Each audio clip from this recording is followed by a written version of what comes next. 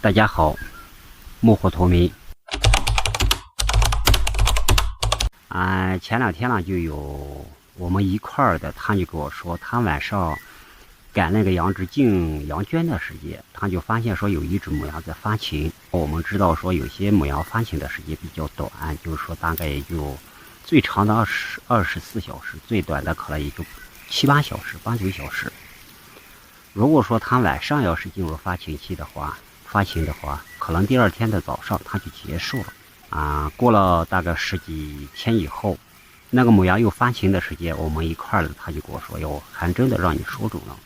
我说：“这其实不是说我自己怎么来说的问题，而是我们可能是有意无意忽略了这个关于说羊只的一个生活习性问题。打个简单的比方说，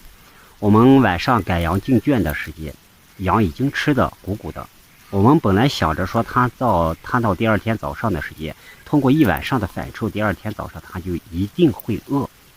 但是我们往往会发现说，第二天早上我们赶羊出圈的时间，羊正才开始反刍，我们就纳闷说这个羊一晚上干什么了？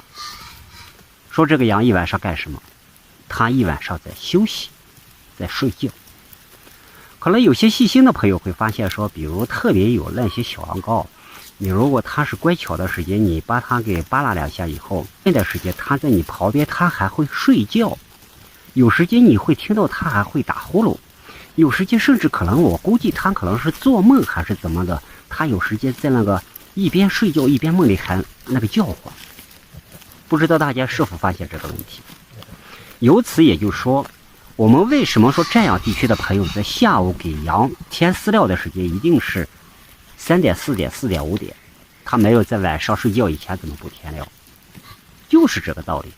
放养的羊只，因为就是说它的饲料的摄入不足，导致它的营养不良，有时间会出现瘦养、降养等等。但是我们为什么说不白天晚上都把它放在野外，让它自由啃食了？也是这个道理。它晚上它需要休息，需要睡觉有些朋友说他晚上也还是照常可能也吃，或者说他依然会反刍，或者说他依然还会进行一些日常活动。当然这种情况我们说过来说一切皆有可能，但是你说把它只能说让这种可能变为一种必然吧，那就叫一切都没有可能。所以说我们大家要是明白了这个规律以后，可能我们在后续在给羊做喂养、做治疗，或者说在管理的时间可能要方便得多。幕后透明，感谢大家收看，我们下期再见，谢谢大家。